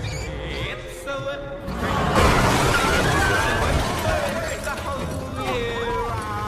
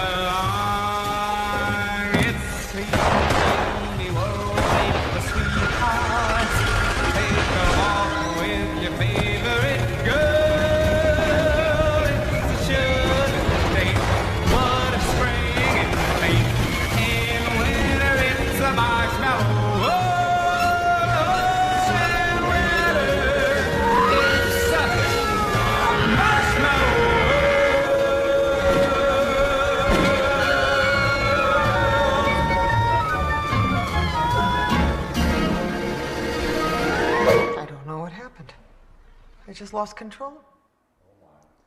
The purpose of this clip obviously was made to make people laugh, but things escalated out of control at a fairly drastic rate. And when people behave that way, they begin to quickly look very foolish to everybody watching. And in marriage relationships, oftentimes we don't take enough time to step back and look at if other people are seeing the way that we're interacting or behaving or arguing with our spouse. We don't take the time to step back and see how foolish we look to other people. I think one of our goals in this is that we don't let arguments get to the place where they are that absurd and the fighting is at an unreasonable level, but instead to learn ways to handle relationships and learn how to grow through these conflicts. Mm-hmm. We'd like to start off with a verse from Proverbs 15:17. Better is a dinner of herbs where love is than a fatted calf with hatred. We've all been in conflict. We know what it feels like, but we're looking for that love, even if there's nothing fancy about it. We're looking for that love. Next is Proverbs 17, verse 1. Better is a dry morsel with quietness than a house full of feasting with strife. You can have all the trappings of great things, but if there's strife in the relationship, it's not fulfilling. We want that peace and that love that comes from good relationships. Yeah. We've looked at how bad conflict can get, and we're going to take a look at some ways we can work through conflict, but every fight needs some ground rules, right? So we're going to talk about a few ground rules first of how to fight fair. When resolving conflict, there's a few nevers, and the first one is never threaten divorce. Threatening divorce, that doesn't give a sense of commitment or security. That says, I'm out of here if this doesn't go how I want it to go.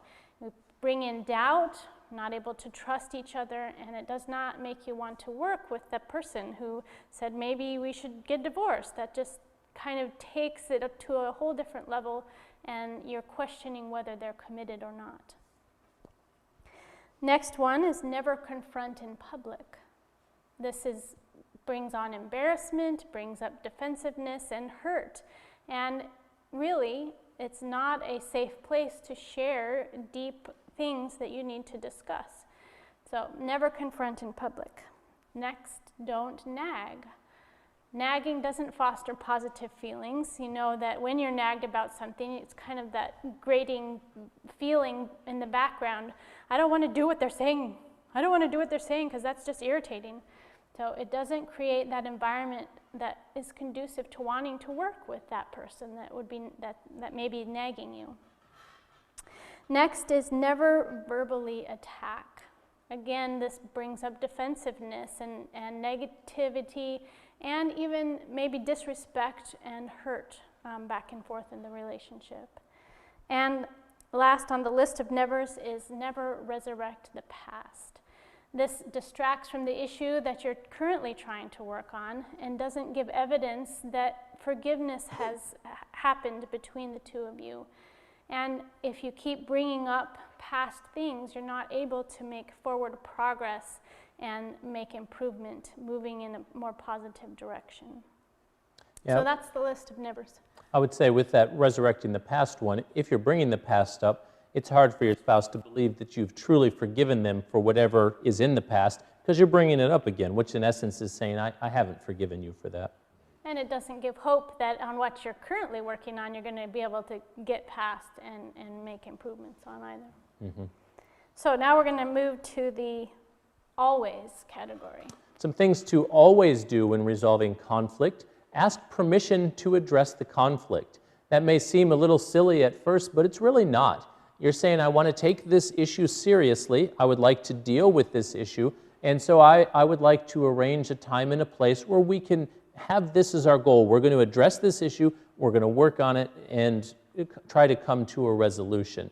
And I think going through the process of asking for that suggests I'm serious about this. I'm not just, half-heartedly doing it.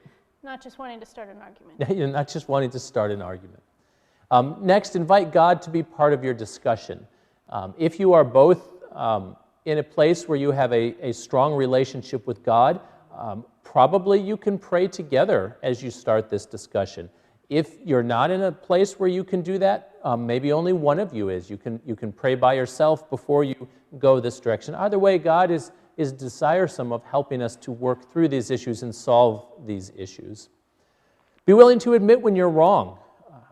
Oftentimes when the other person is mostly wrong and we're just a little bit wrong, it's hard for us to be willing to admit that I'm only 10% wrong, Tim. I don't think I should have to admit to it because it's only 10%. But I think part of that olive branch is saying, I contributed to the problem. I'm sorry for being part of this problem. And the last one is listen. We've talked about listening quite a bit today. It's entered into a number of our presentations. But listening and really listening is important, and it's always important. Keep your arguments out of the bedroom. The bedroom is for a lot of things. I would suggest that you choose not to have arguments be one of them. You'd like the bedroom to be a place that is peaceful, restful. Ideally there is romance that happens there, but a lot of times there's sleep that's supposed to happen there. And if instead your bedroom is the place where you go to fight, it's not going to be a place that's going to be, I can't wait to go there and get a good night's sleep. So we would recommend finding a different room to have your arguments in.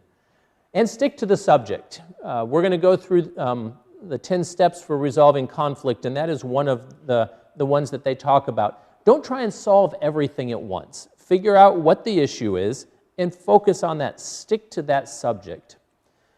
Deal with disagreements as soon as possible is next on the list. Burying things under the rug or under the carpet, so to speak, and letting them fester. Some of us are good at that. We're stuffers, and we have a problem, and instead of dealing with it, we stuff it. And we have another problem, and instead of dealing with it, we stuff it. And eventually, all of those problems that we have stuffed away come out, and they come out all at once. And it's both not fair and challenging to deal with those things all at once. Instead, if we can deal with them as they come up in a reasonable time, it will make life both short-term and long-term far easier. And decide on a plan. And I probably won't say more about that until we go through these 10 steps, because that's a big part of this. So the 10 steps for resolving couple conflict comes from the Prepare and Rich material that I use when doing both premarital counseling and marriage counseling. And it's important to remember when you're going through this that you're a team. You and your spouse, you desired, you agreed to be equals, to work together. You're not enemies. Now, sometimes it feels like it. In some marriages, in some instances, you don't feel like you're on the same side. But the agreement that you made, the desire, was that you're in this together. And what we're about to go through is something that can work if both parties are willing to sit down at the table and work through this together. If one person refuses to participate, clearly this is not something that can work because it takes both people. We joked, I think it was last night, about our kitchen towel story, and we're going to use this as an illustration about how to use these 10 steps in dealing with a conflict. And it may sound or seem like this is a little conflict, but how often does a little conflict become a big conflict? And so if you deal with conflict when they're little, that's far better. Step number one in resolving couple conflict is to set a time and place for the discussion. Now, we talked last time about differences of people, and sometimes some people want to talk right now. They can't do anything else until they talk about an issue, and other people need time to process and think through what they would want to say or what their needs are. And so there can be conflict over how to establish when to have the conversation. But it's not fair to either party. One, it's not fair to have to talk about it right now if the other one needs some time to cool off maybe, or even process what happened to be able to formulate their needs. But it's not fair to have to wait forever either for the other. So setting a time and place lets each one know that the discussion needs to happen, and here is when and where we'll do that. So using our towel illustration, I guess first before we do that, an example of how that might sound to set a time. I want to talk about this right now, but I know you like to have time to think. Can we compromise and talk about it tomorrow at 7:30 after the kids go to bed? That will give you some time to process and help me, because I know that we will eventually talk about it. And that, I think, is a good compromise, because some of us by nature, if we're stuffers, we never want to talk about it. And that's not fair to our spouse. And some of us by nature, we want to talk about it, and we want to talk about it right now. I mean, don't leave my presence without dealing with it. And that is also not fair to our spouse. So trying to do something that is relatively quick, tomorrow night, that is an acceptable compromise, especially if both parties will agree to it. Mm-hmm. So for the sake of our towel argument, can we talk about it right now? Let's talk about how the kitchen towel is used now. All right. So the second step is to define the problem or issue of the disagreement. We recommend going back to one of our previous sessions where we talked, I believe this morning, about using I statements and active listening so that you can make sure that you're talking about the same thing. And it could go something like this. I understand that we want to talk about this now, and you have a concern. What is your concern right now? I'm concerned because it seems like you use our kitchen towels for everything, like washing the dishes and cleaning the floor. So that's my concern. So she has used an I statement. She says, I am concerned, and she's explained why. I will feed back to her and say, so you don't want me to use the kitchen towel? Well, I really don't know what it's been used for, and if I come to make some food, I want to know that the towel's clean, and I'm not going to, if you just mop the floor with it, then I wash my hands, and then whatever's on the floor is now in our food. So what I'm hearing is that you really just don't want me to use the kitchen towel. What I really want is for you to only use the kitchen towel after you've washed your hands. So she's again said what she wants, so I'm going to reflect back to her what she said. So what you're saying to me is, I can only use the kitchen towel if I'm drying my hands after I've washed them. That's correct. Okay, so I have not said that I agree with her. I've not said that I disagree with her. I've not said that I like her idea, but we have come to an understanding of what we're talking about. She would like the kitchen towel to only be used to dry your hands off when your hands are clean. Did I get that right? Yes. All right, we have defined the problem or issue in the disagreement. Step 3 is talk about how each of you has contributed to the problem. Here we have Blondie and Dagwood eating breakfast together.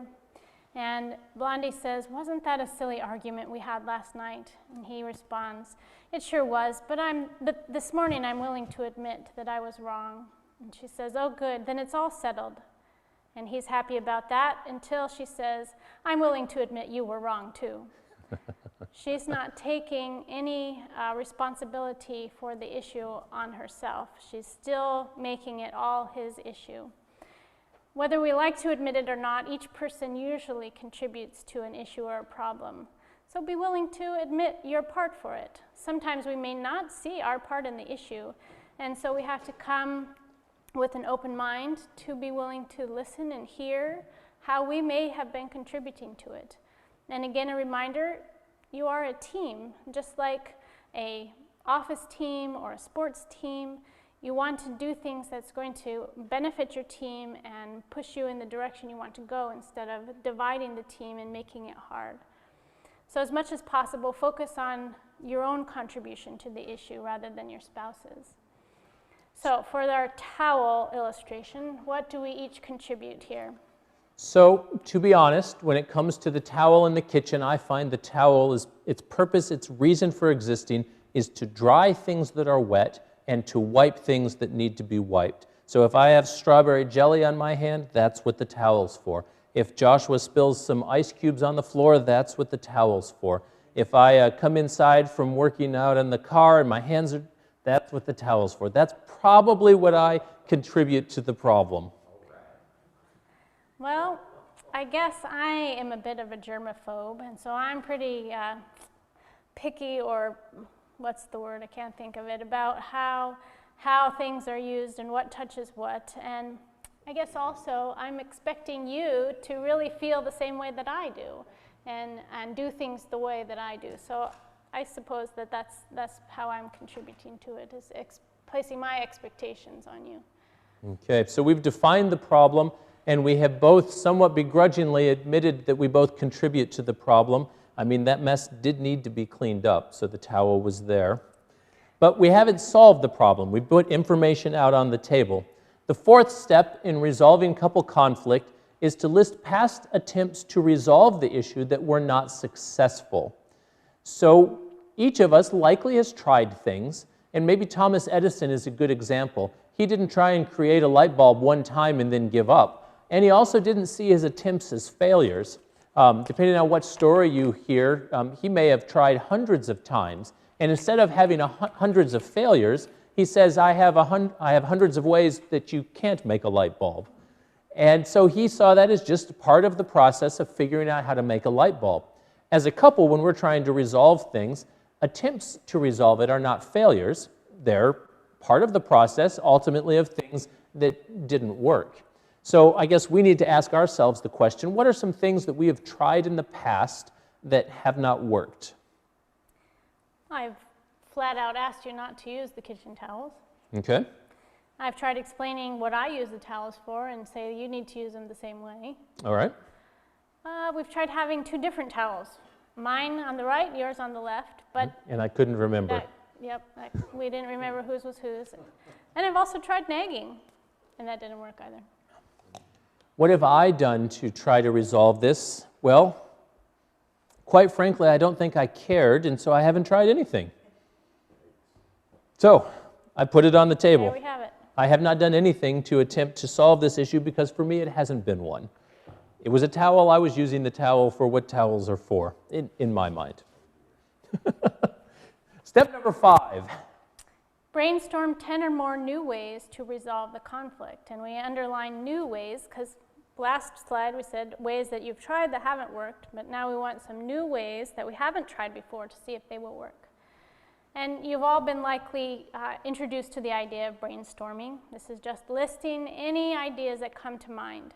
No judging about whether they're going to work or not. We'll evaluate them later, but this is just getting the ideas out on paper or tablet or whatever you're using. It doesn't mean, like we said, that you like the idea. It doesn't mean you're even going to try the idea, but just getting it out. And we want to be very careful because it's easy as you're making a list to make judgments about them or critical of them. And nothing shuts down your brainstorming as someone saying, that's a stupid idea, or that'll never work. So again, during this time, there's no statement of whether we think it'll work or not, just creating that environment to get ideas and thoughts out. And you might be surprised the things that we can come up with together.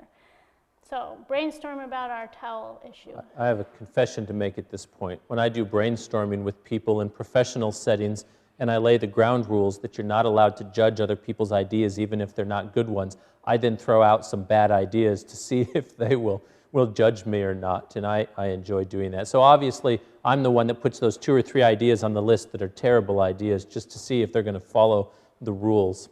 But brainstorming ideas, I would say one idea to solve this problem is we could buy me a man towel. A man towel. That's one option. No judging, no judging. This is the brainstorming part. We don't judge yet. Judge, there's a part for judge. I was thinking that was the best solution. Let's see. We could say that the kitchen is off limit to men. We could have you give up on your idea of how towels are supposed to be used. We could have color-coded towels. Mine are a certain color, yours are a certain color. We could get out a new towel every time a man leaves the kitchen.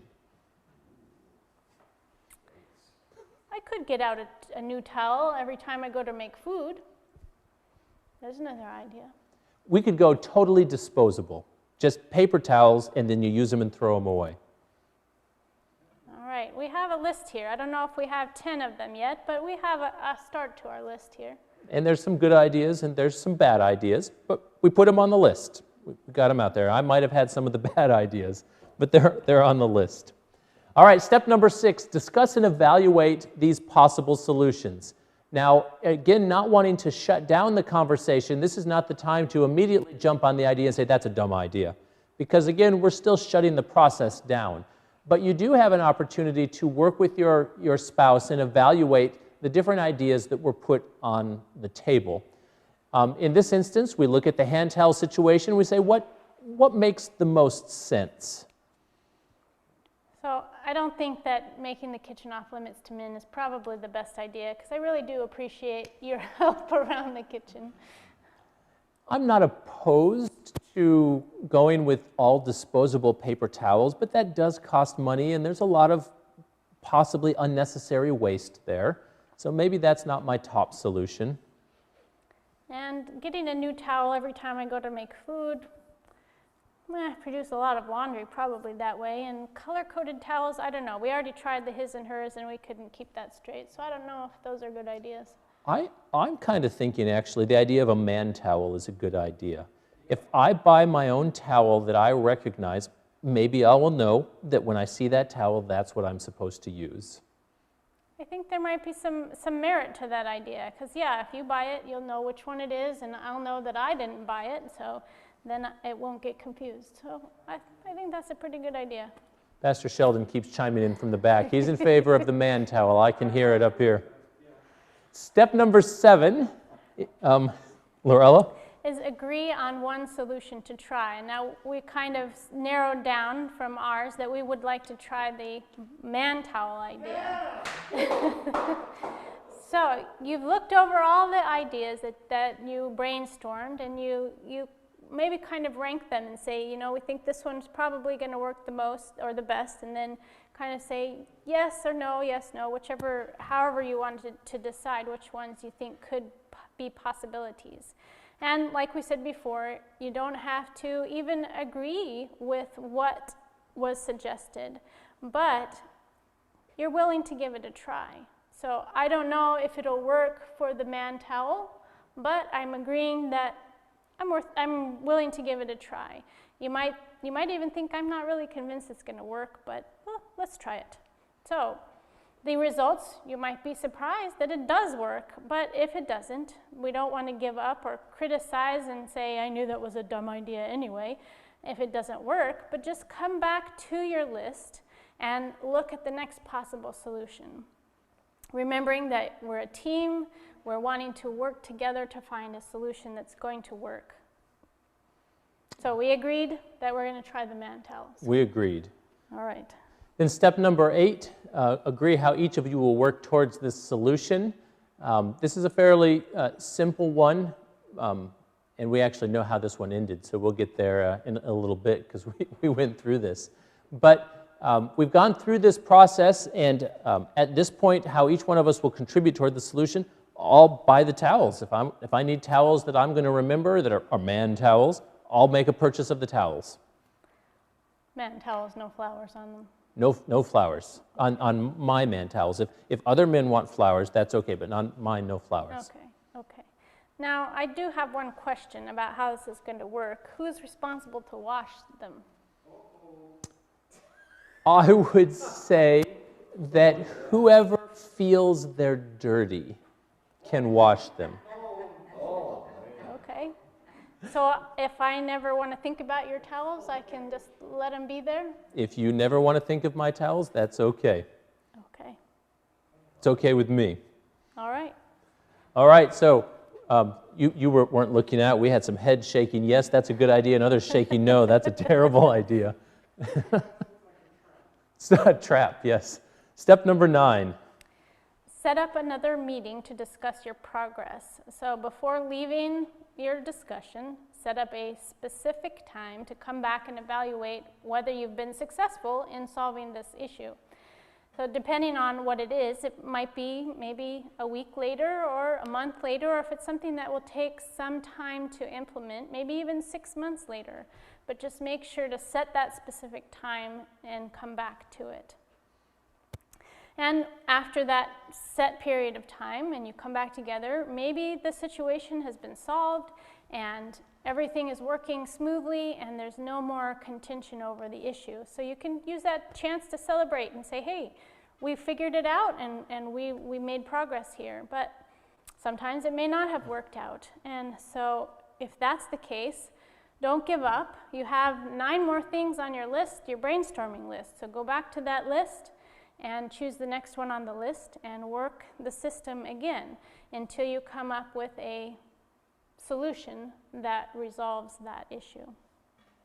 Now, truth be told, at this point, we should discuss a time when we will revisit this. But actually, the last time we did this marriage seminar, this was the discussion we had, and I went home and I bought 3 man towels.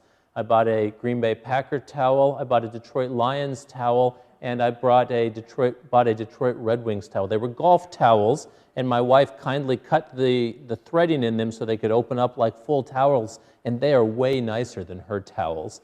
And when I go to the towel rack in the kitchen and I see a bright red Detroit Red Wings towel, I'm reminded that's my towel. And so I wash my hands on that. I take them out for washing once or twice a week, and I found out recently that she's also taking them out for washing periodically. I honestly don't know when she does it because I'm not really good with colors, and she can pull the red one off and put the green one on, and I just look and I see, oh, my towel's there. I don't realize that she's switched it on me, but it's worked for us. And I have some man towels. I want a couple more, but where we would go from step number 9, after we had an opportunity to evaluate, is step number 10 says, reward each other as you contribute toward the solution. And like Laurella said, if this hadn't worked, we probably would have gone through this again today and tried, maybe we would have gone the disposable paper towel route, or I don't know what we would have done. But that's the idea. When you cycle through it a second time, you try something else. You say, what else can we do? Now, I have worked with couples who will get out a sheet of paper and very formally go through these 10 steps, and that's great. I also know people that after they've done it a few times, they've got the steps in their head and they have gained enough trust and security in their relationship where they're able to calmly talk through the different steps without getting the clipboard and the paper out and writing each step down. But we've given you in the handouts what those steps are, so you've got that guide of what to do when dealing with conflict. There's nothing, well, there probably is, but there's not much worse than having the same argument over and over and over and over and over and over and over and over and over and over and over and over and over. It's nice to be able to come up with a conclusion to the arguments. This slide has been signaling the end through our presentations, but we've got a few more slides in a section that we've entitled As We Close, and we'll transition to that. We have a quote and a 2-minute video clip that I have found very meaningful that we would like to share with you. The quote is from a book called The Faith I Live By, and it's written by Ellen White, and it's on page 253. And I'll read this quote here. It says, though difficulties, perplexities, and discouragements may arise, let neither husband nor wife harbor the thought that their union is a mistake or a disappointment. Determined to be all that it is, determined to be all that it is possible to be to each other. Continue the early attentions. In every way, encourage each other in fighting the battles of life. Study to advance the happiness of each other. Let there be mutual love, mutual forbearance. Then marriage, instead of being the end of love, will be, as it were, the very beginning of love.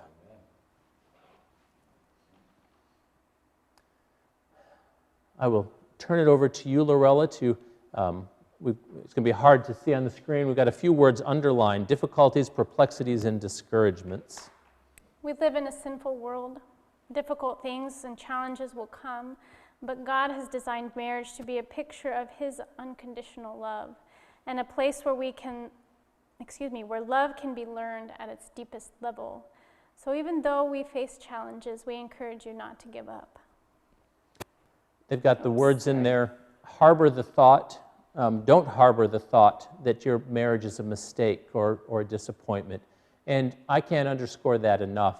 As soon as you start to give in to the idea that maybe this is a mistake or we messed up here and we never should have gotten married, you put yourself in a position that is harder, not impossible, but harder to get out of. There's a guy who worked at NASA, and I wish I could remember his name, but he wrote a book called Failure is Not an Option. And I read through all the things they did to get a man on the moon through that book. And as far as I'm concerned, they did the impossible. And I think we need to look at marriage much the same way. I mean, marriages fail. We can't stop that. But that's not the attitude we want to have. In our hearts, we want the attitude that failure is not an option. We want to be able to make this work. We have the word determine underlined. As we talked about before, love is a choice. And like God chose to love us, we encourage you to continually make that choice to love your spouse and to make those little choices each day that keep that as your choice day by day. Continue the early attentions, she says. I would encourage you to date your spouse, whether you do a fancy date at a Taco Bell one night or you go for a walk. Find ways to romance your spouse, to enjoy big things and little things with them. Don't just let it become passé. And we dated back in our early 20s, and that was fun back then. But continue to spend that time with your spouse. Now we have underlined, encourage each other.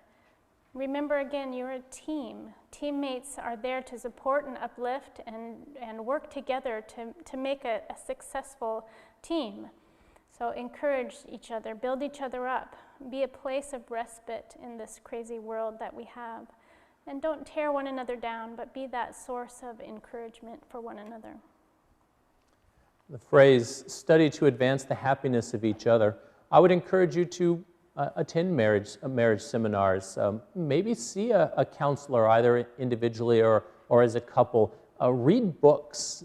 Do things that you can study to learn more about how you can be the best spouse that you can be. And certainly the scriptures are one excellent thing to spend time reading in as you look at what the Bible has to say about marriage and being the kind of person God has called us to be. Now we have underlined mutual love and mutual forbearance. Again, we're encouraging you to put your spouse's needs before your own. And the forbearance, being quick to forgive.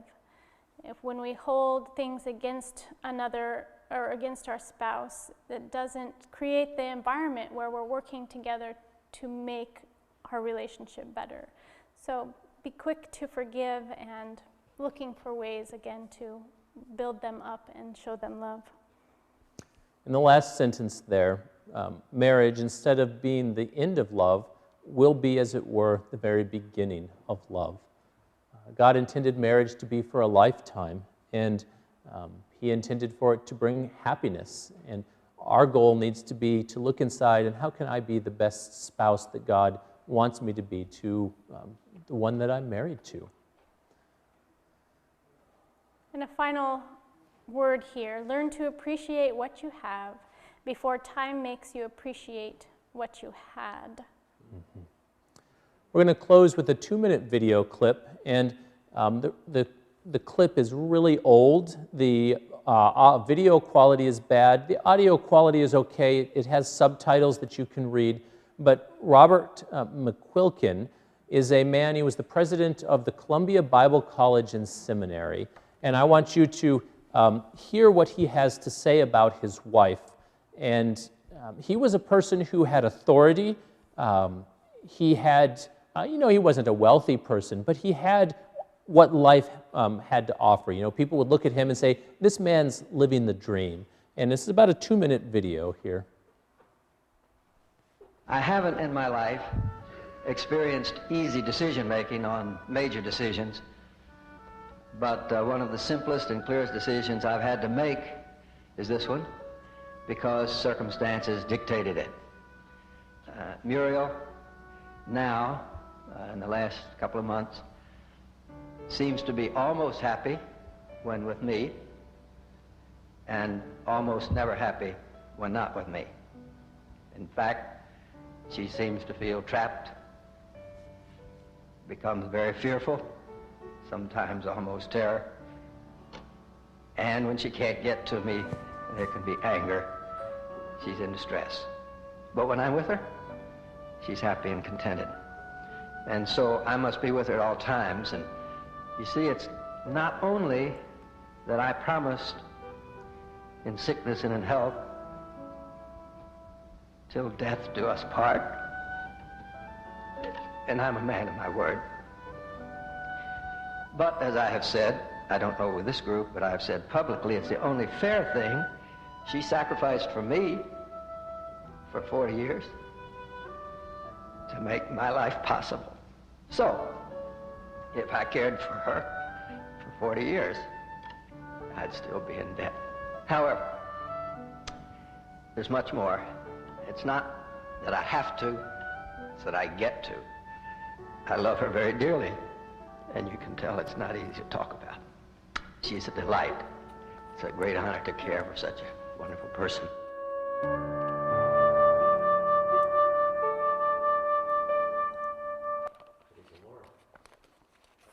That's an example of selflessness.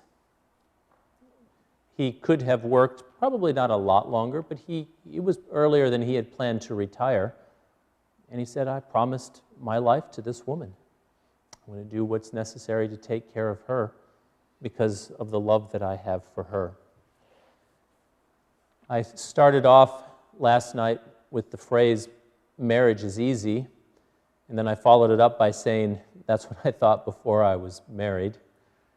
Marriage does take work, but I believe it is a sacrifice that comes with many rewards, and with God's help, it is our dream, our desire, our hope for each of you that you can find fulfillment in your marriage, and that God can help you to be the best spouse that you can be in the situation you find yourself in. We live in a sinful world, and just like the gentleman that we just saw there found himself in a less than desirable situation, we find ourselves often in situations that are less than desirable. But with God, I think we can work through situations and do the best we can to be what God has called us to be. I'm going to close with a prayer. Do you have anything else you want to add? Thank you for joining us in the journey starting last night through these sessions, and we've appreciated your participation. Let's bow our heads. Dear Lord, I thank you for the gift of marriage. In a sinful world, it is a gift that has been challenged and perverted in many ways, but we ask that you would help us to come as close to your ideal as possible. Lord, for those that are listening to this and their marriage is crumbling apart, I ask that you would give them the strength to pick up the pieces. For those that are in a situation, maybe in a marriage where they need to escape abuse, we ask that you would give them the strength to do that. And Lord, for the rest, I ask that you would help them to capitalize on the positive things in their marriage and enjoy the spouse that God has blessed them with. We thank you, Lord, for the promise of heaven and eternal life. And until that time comes, we thank you that we have things on this earth we can enjoy. And I pray that it can be our marriage relationships, that can be a part of it. Pray this all in Jesus' name. Amen. Thank you again to those of you watching online and those of you that have been in the sanctuary here over the course of this weekend. It's been a blessing for us to be here, and we pray for God's blessing on you. Have a wonderful Sabbath afternoon. Are you coming up here, Pastor Sheldon? I am. All right. I guess we're not cutting the feed quite yet. Just wanted to...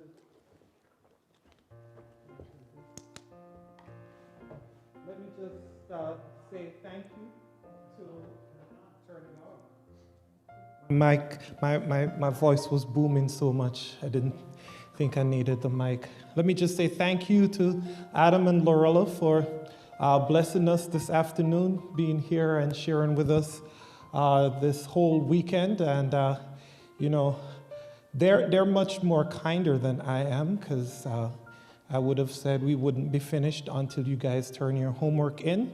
They kind of gave you grace. So we're thankful that they're so gracious. But I'm looking forward to hearing the interactions and the results from this. And I'm going to be practicing a few of them. If it works, I'll keep quiet. If it doesn't work, I'll tell Terry that I learned it here in church. So thank you very much. I know if you have any questions that you want Adam or Laurel to answer, you can send them to me and I'll ship them over to them and then share them as we get them. Well, God bless and have a wonderful Sabbath as we leave for tonight. Amen.